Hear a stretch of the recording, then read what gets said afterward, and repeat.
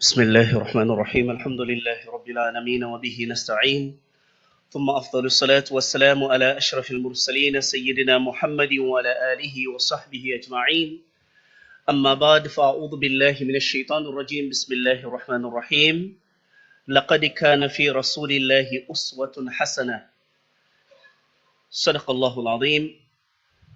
My respected elders, brothers and sisters, as well as our dear viewers, we make shukr to Allah subhanahu wa ta'ala for another moment where we are meeting for another segment, alhamdulillah, where we are starting a series on this lessons from the life of our beloved Muhammad sallallahu alayhi wa sallam. Ameen. You know, there is never a time when it's enough to study the life of our beloved Nabi Muhammad sallallahu alayhi wa sallam. There is no amount of time that can quench the life of Nabi Muhammad sallallahu alaihi wasallam. So at this point, inshallah, I'm going to take the opportunity, inshallah, to take it that each and every one, as we get the best of the lessons of the life of our Nabi Muhammad sallallahu alaihi wasallam in a short space of time, inshallah. As we are tackling the life of Nabi sallallahu alaihi wasallam, every Wednesday we'll be meeting here, inshallah, Ameen, and discussing new subjects based on his life, inshallah, Ameen. And as we start, inshallah, we need to look at the life of Nabi sallallahu alaihi wasallam prior to Islam.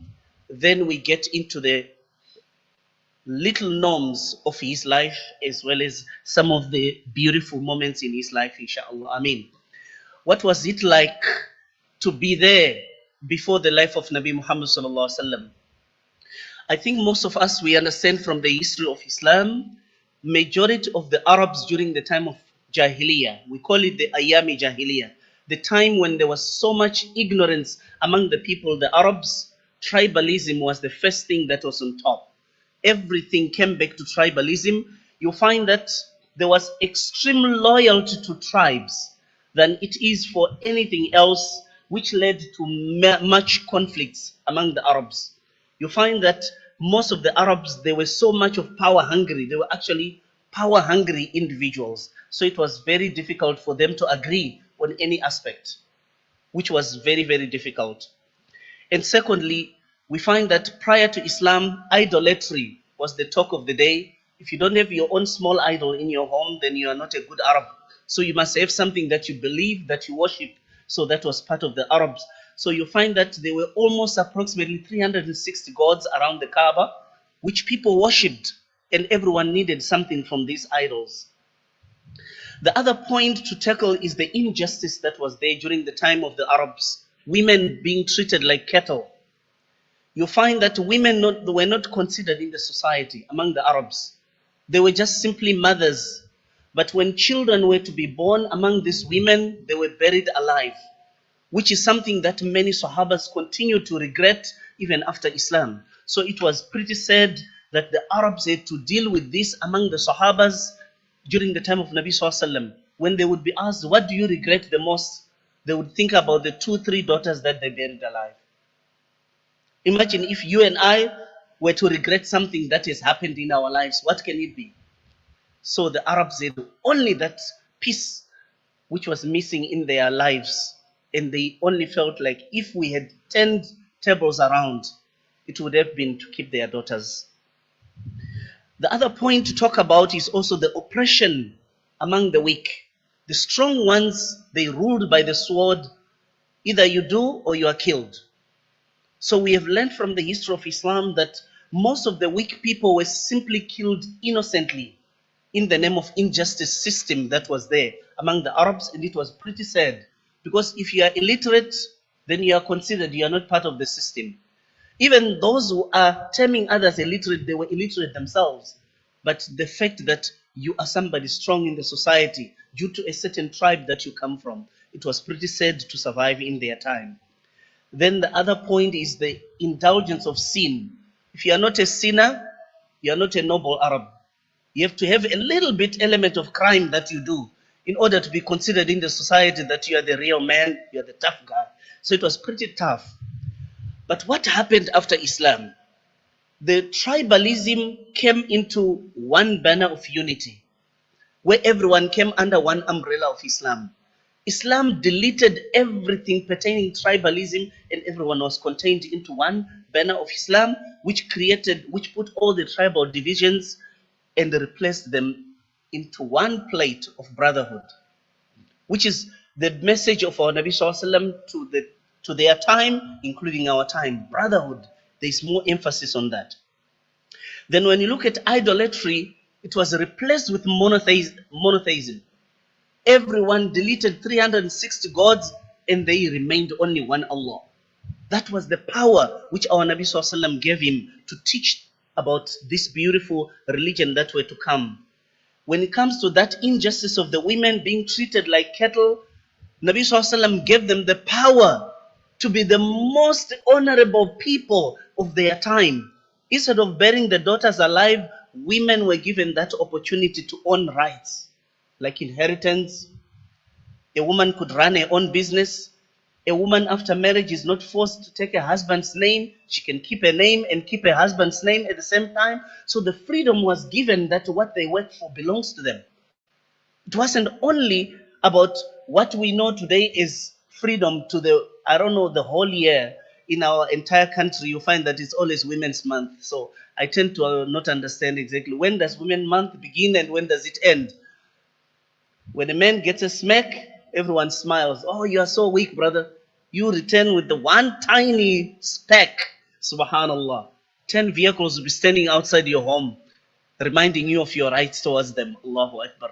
So that was very different. And when it comes to the oppression of the weak, you find that justice and compassion will replace all that. Nabi Sallallahu Alaihi Wasallam, he said, no one is above the law and everyone is equal. No Arab is superior to a non-Arab except in piety. That's what the message was. So you find that Islam changed everything. And lastly, the indulgence of sins that the Arabs thought made them human, made them manly, was all deleted by Nabi Sallallahu Alaihi Wasallam. The likeness of gambling, drinking, as well as immoral behaviors, everything was taken away, and Nabi Sallallahu Alaihi Wasallam replaced all that with purity of Iman, which is something that the Arabs never had, definitely. Who is this Nabi that came to us? Who is the Nabi that succeeded in doing this? Our Nabi Sallallahu Alaihi Wasallam, some of the characteristics he carried with him were that of excellency.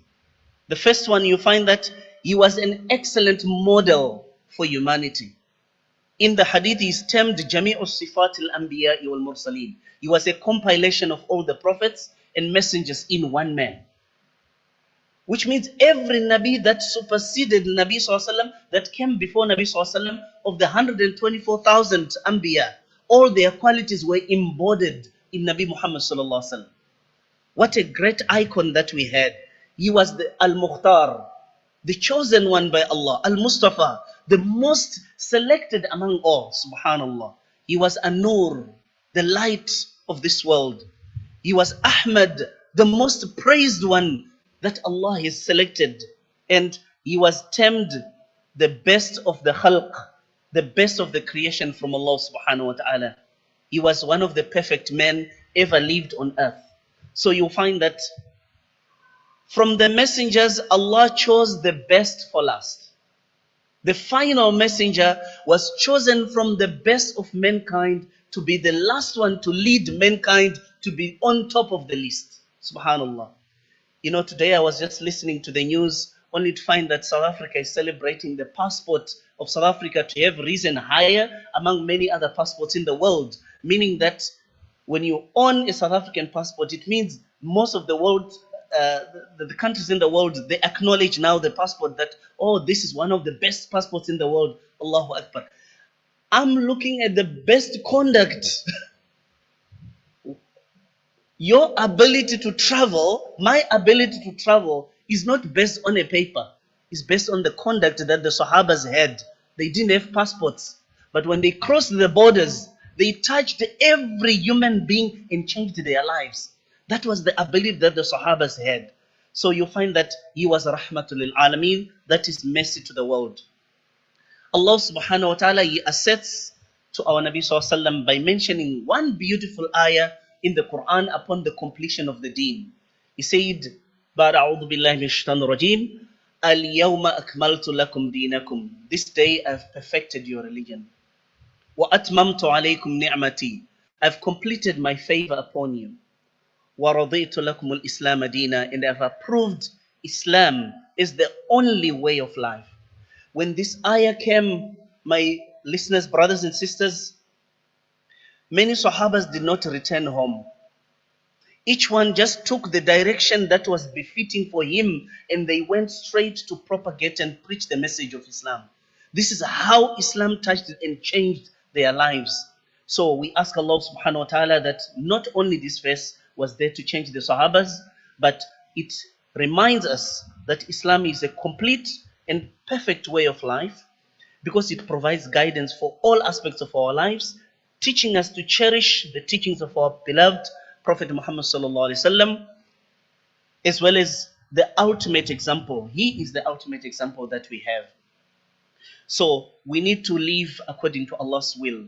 So we need to know exactly how was he come into how did he come into existence? How was he born? So inshallah we ask Allah subhanahu wa ta'ala to grant us the ability to meet again next week, inshallah. Then we can talk about his lifestyle shortly before birth and after he was born, inshallah. We ask Allah subhanahu wa ta'ala to increase all our khair and barakah. Jazakumullah khair, inshallah. Subhanallah, bihamdi, subhanakallahumma bihamdik, wa nashhadu an la ilaha illa ant, wa nastaghfiruka wa natubu ilayk.